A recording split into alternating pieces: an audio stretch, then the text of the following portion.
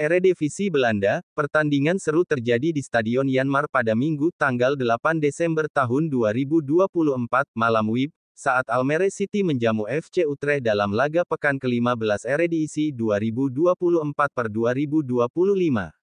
Laga ini mempertemukan dua pemain yang menjadi perhatian publik Indonesia, yakni Tom Haye dari Almere City dan calon pemain timnas Indonesia, Ole Romeni dari FC Utrecht.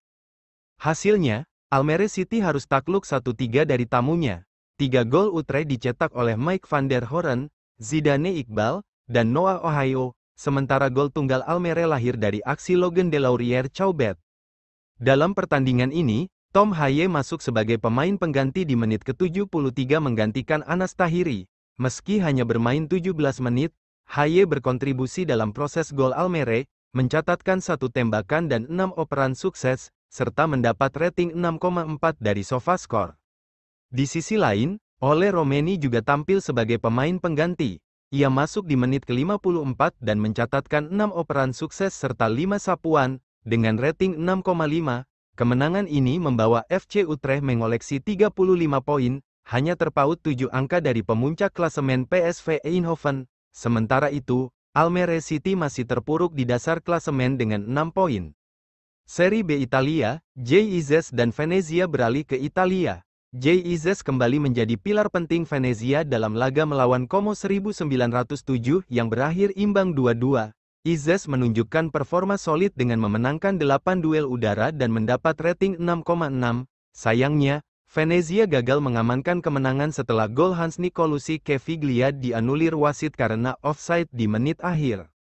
Hasil imbang ini membuat Venezia tetap berada di dasar klasemen Serie B, menambah tekanan bagi JIZ dan rekan-rekannya untuk segera bangkit dari keterpurukan. Liga Belgia, Ragnar Oratmangun kembali ke jalur kemenangan.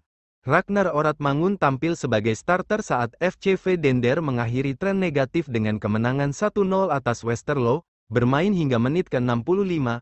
Oratmangun mencatatkan performa impresif dengan akurasi umpan 96% dan 1 umpan kunci, memperoleh rating 7,0 dari SofaScore. Kemenangan ini menjadi angin segar bagi FCV Dender, yang sebelumnya gagal menang dalam 8 pertandingan terakhir. Terakhir kali mereka mencicipi kemenangan adalah 2 bulan lalu, pada tanggal 6 Oktober tahun 2024. Liga Proximus Belgia, Saint-Patinama dan KAS Open. Di kasta kedua Liga Belgia, Saint-Patinama tampil sebagai pemain pengganti saat KAS Open harus menyerah 2-3 dari Royal Franks Boreins. Patinama, yang bermain di babak kedua, mendapat rating 6,4.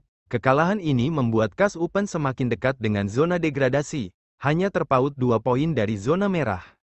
Aksi para pemain abroad Indonesia akhir pekan ini mencerminkan tantangan dan peluang yang mereka hadapi di liga masing-masing.